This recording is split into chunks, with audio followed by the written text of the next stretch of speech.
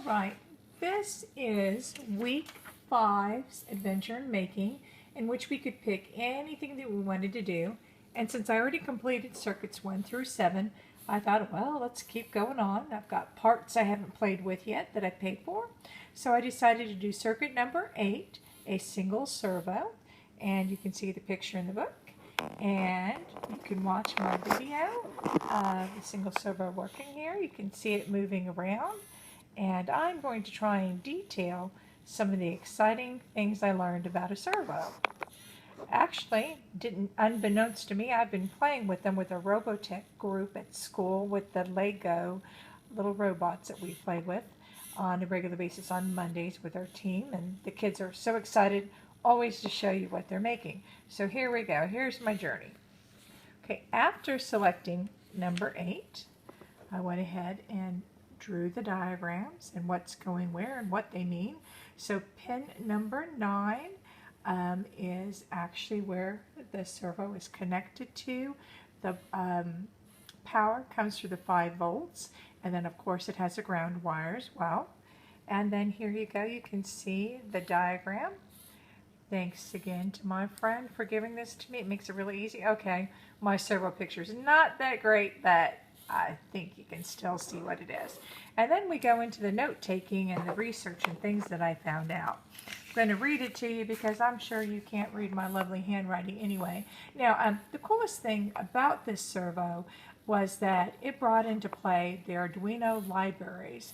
And they're collections of new commands that have been packaged together to make it easy to include them in your sketches.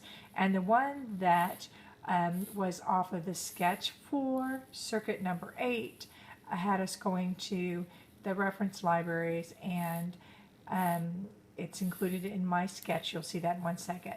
Then they also talked about the Arduino playground. Just like we've been doing, we've been sharing information with each other. They also recommend sharing information. There's lots of people that are out there. And just so that you know, a servo is short for servo meter. And it's a motor with feedback circuitry that allows it to be commanded to move to specific positions. And like I said, our Robotech group have been using it. And the main use that it has is in robotics to control mechanical arms, hands, etc. Now, there's also a really cool forum thread about this. And y'all, I just want to let you know that if any of you guys have been out on Pinterest, it's the same thing, except for it deals with all with the Arduino board. Now, this was what I found was really interesting. Now, on our Arduino board, we can control up to 12 servos on the Uno. Any more than that, they recommend another board, and the reason for that is that it will short it out. So I might actually figure out how to do with Lori, except for my little box only came with 1 servo. Now, it's all digital ports that are used for that. Now, this is what I thought was really interesting. Servos only move between 0 and 180 degrees, and this is how it's controlled.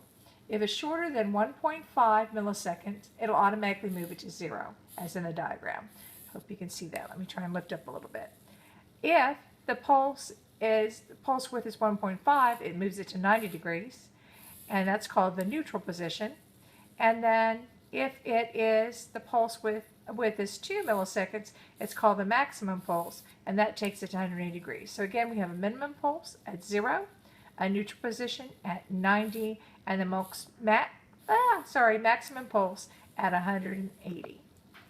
All right. And I think that's it for my notes for this one. I hope this is a decent journey through, but it was pretty fun. Thanks.